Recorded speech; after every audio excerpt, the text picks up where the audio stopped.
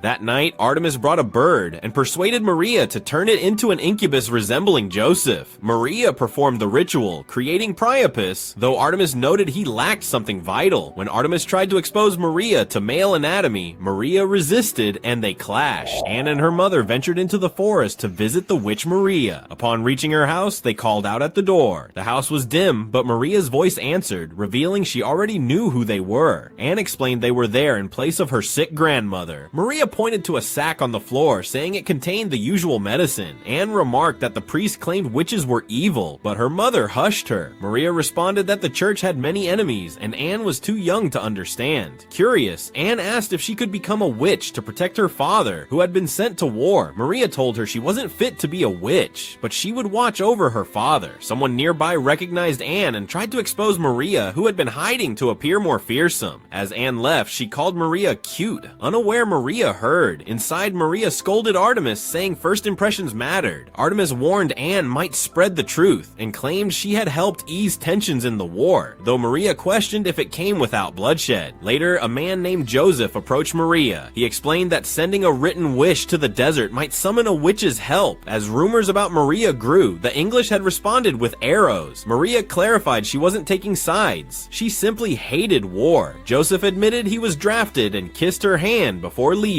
Back home, Anne shared everything with her grandmother. Her father then appeared to say goodbye. When Anne mentioned the witch, he warned her not to speak Maria's name publicly. At dawn, her father and Joseph prepared for battle as witches watched from above. The priest encouraged them until an arrow struck him. England attacked fiercely and fear spread. Suddenly, Maria arrived and summoned a dragon, creating a fiery barrier between both sides. The army scattered in fear. Though many were outraged, Joseph was thankful Maria had ended the battle.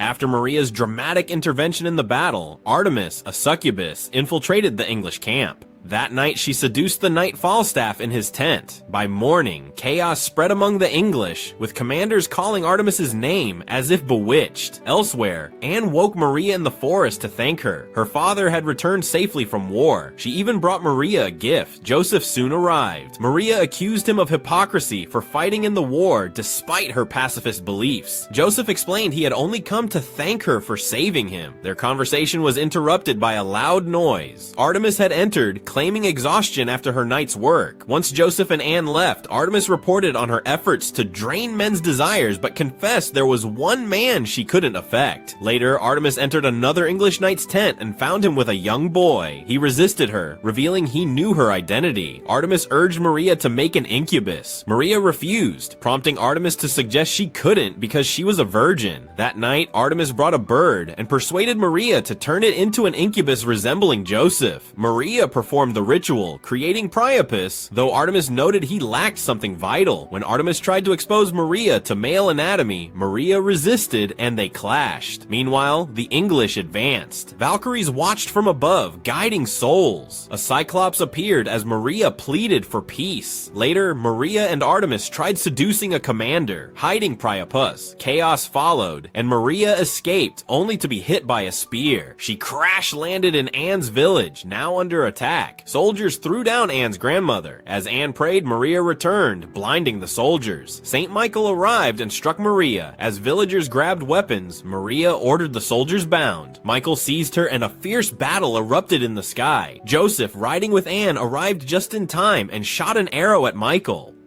After Joseph's arrow hit Saint Michael, he dropped his weapon, realizing they didn't know his